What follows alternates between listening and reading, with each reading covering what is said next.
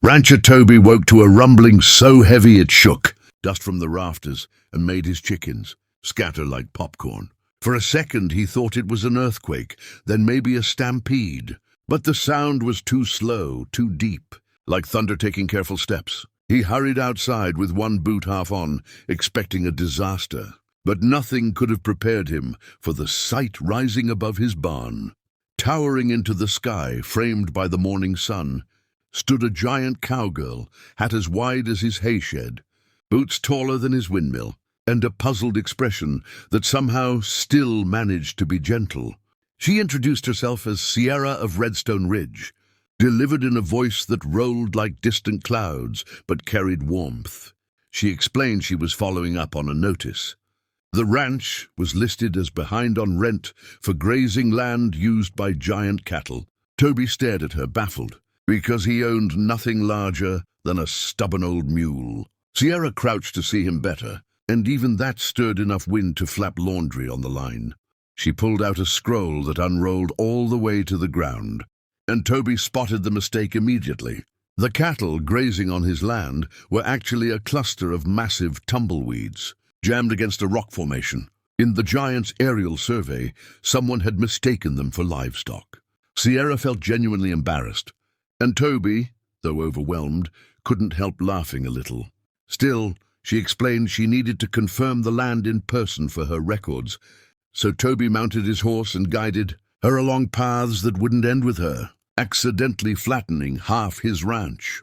She stepped carefully, though even her lightest footsteps sent vibrations through the soil. Together, they reached the ridge and confirmed the truth.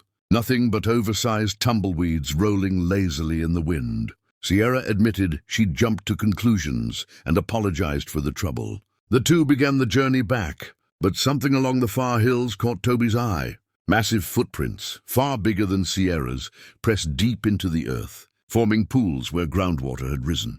Trees were pushed aside, and stones cracked as if something powerful had passed through in a hurry. Toby looked up at Sierra, who studied the tracks with narrowed eyes. She shook her head slowly. "These aren't mine. Whatever had made them was still out there, wandering the plains. And judging by the fresh soil and rising dust, it wasn't far ahead. The rent issue might have been solved, but a new mystery had stepped onto Dustwind Plains. The next morning, Toby expected peace and quiet, maybe even a chance to repair the fence posts Sierra had accidentally loosened. But at sunrise, the ranch shook again, harder than before. Buckets rattled off shelves, the barn doors clattered, and dust drifted down from the rafters like powder. Toby rushed outside, thinking Sierra had returned early and maybe tripped over something again. But when she appeared moments later from the opposite direction, the look on her face said everything. These tremors weren't caused by her. She knelt beside the ranch, her shadow covering nearly the whole corral, and placed her palm against the ground. The vibrations were steady, heavy, and far deeper than anything she could make. She looked at Toby, worry edging into her normally calm voice. Something enormous was moving through Dustwind Plains, and they needed to find out what. Toby climbed onto Sierra's shoulder, the safest place that wouldn't risk him getting stepped on, and from up high he finally saw just how massive the damage was. Trees were snapped like twigs. Large boulders were cracked in half, and a trail carved directly through the land. The two followed it toward the canyon, Sierra stepping lightly to avoid crushing the rancher's property. The closer they got, the louder the distant rumbling became, until it echoed through the canyon walls like thunder trapped in a box. Then they saw it, a towering stone titan taller than even Sierra, its body shaped from ancient rock and mountain clay. It moved blindly, stumbling, swinging its heavy arms in confusion. The titan wasn't attacking. Every bit of destruction was accidental. Sierra recognized the creature from old stories passed down by the giant elders. Titans were guardians of the mountains, usually asleep for centuries. Something in the far quarries must have awakened it, disorienting the giant and sending it wandering. Toby understood the problem immediately. The titan followed whatever vibrations seemed strongest. Without guidance, it could wander straight through Dustwind Plains, destroying ranches, rivers, and roads without meaning to. Sierra suggested finding a way to lead it, and Toby quickly formed a plan. Using Sierra's enormous lasso, they crafted a sort of hanging bell by attaching an old metal water tank to a sturdy cliff support. When Toby struck it rhythmically with a long pole, the deep echo carried across the canyon. Slowly, like a lost creature hearing a familiar call, the Titan turned toward the sound. Step by massive step it followed, calmer now, guided by the steady rhythm. After hours of careful leading, they brought the Titan back to the mountains where it finally settled, its rumbling footsteps fading.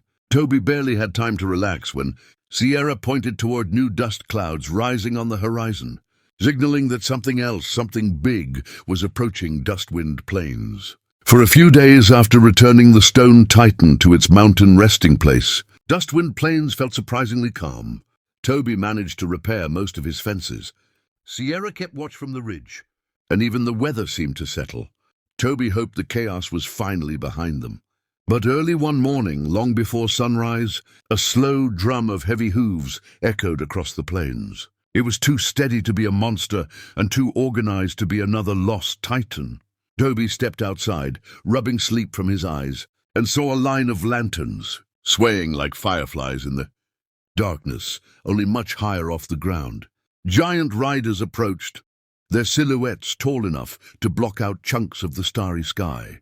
Sierra emerged moments later, clearly recognizing them. At the front rode Marshal Bramble, a strict-looking but fair giant, dressed in an official council coat, stitched with silver threads. He greeted Sierra with a nod and Toby with a polite but puzzled look, as if trying to understand how such a tiny rancher could be mixed up in giant-sized affairs. From his saddlebag, he pulled out another giant scroll, unrolling it with a thud that shook dust from Toby's porch roof.